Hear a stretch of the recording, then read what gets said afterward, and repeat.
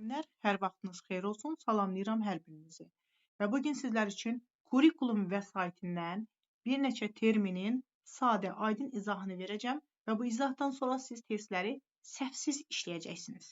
Diqqətli olaq, zəhmət olmasa. Yazmışam təfəkkür. Biz ilk öncə müəllimlər təfəkkürün nə olduğunu başa düşməliyik. Bax, təfəkkürün nə olduğunu biz bilməsək, onun növlərini mənimsəyə bilmərik. Mahiyyətini başa düşək. Təfəkkür nədir müəllimlər? İnsanın düşünməsi deməkdir. Düşünməsi. Düşünmək deməkdir insanın. Beynin işləyib düşünməsindən gedir burada söhbət. Beynin işə düşməsindən gedir söhbət. Düşünürüksə təfəkkür edirik demək ki. Yəni insan fikirləşəndə, görürsünüz, fikirləşirəm, düşünürəm. Səbəb axtaranda nə edirəm? Yenə düşünürəm. Qərar verəndə yenə düşünəcəyəm. Müqayisə eləyirəmsə, düşünüb müqayisə eləməliyəm də, düzdürmü? Bir problemi həll edəndə düşünüb sonra qərar veririk də, düzdürmü? Bax, bütün bu prosesləri etmək üçün mən təfəkkür edirəm. Yəni mənim beynim işə düşməlidir. Beynin işləməsidir. Yəni insanın düşünməsidir təfəkkür. Aydındırmı? Biz bunu biləndən sonra artıq o təfəkkürün 7 dənə növünü veriblər və o 7 növünü rahatlıqla yaza biləcəksiniz. Və bir şey də qeyd edeyim ki, iyun ayının birindən kurikulumla sürət marafonu açırıq.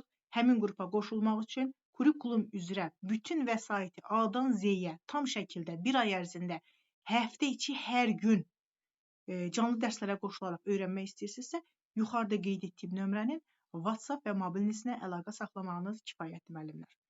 Belə. Sonra burada yazmışam konseptual bilik.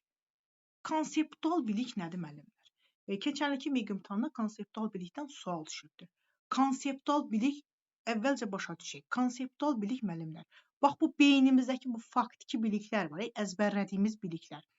Onun daxili məntiqini anlamaqdan gedir söhbət, başa düşməkdən gedir. Hansısa bir faktiki biliyi başa düşürüksə biz, bu bizim konseptual biliyimizdir. Konseptual bilik nədir? Hansısa bir bilginin faktı anlamaq, başa düşmək. Anlayandan sonra ümumiləşdirə bilirik, qruplaşdıra bilirik, kateqoriyalara bölə bilirik, prinsipə ümumiləşdirmələr apara biliriksə, demək ki, biz həmin o faktiki biliklərin məntiqini başa düşmüşük, anlamışıq ki, bunları eləyirik.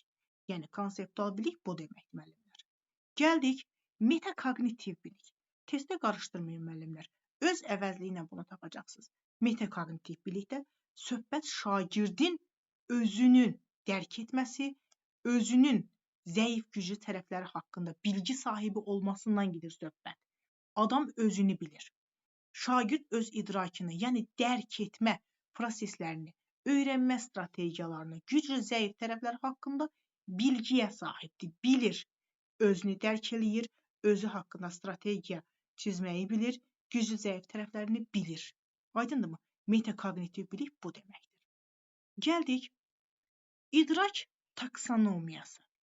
Hər il idrakdan da sual görə bilir. İdrak taksonomiyasının mərhələləri var. Yəqin ki, tanışsınız hər biriniz. İdrak nə demək? İlk öncə, bax, bu idrak dərk etməkdir. Dərk etmək deməkdir. Dərk etmənin mərhələlərindən, pillələrindən söhbət gedir. İdrak taksonomiyasında nədən söhbət gedir? Yəni, şagird idrak baxımından pilləkənin hansı qıçındadır? Dərk etmənin hansı qıçındadır? Xatırlamaq mərhələsindədirmi? Anlamaq mərhələsindədirmi?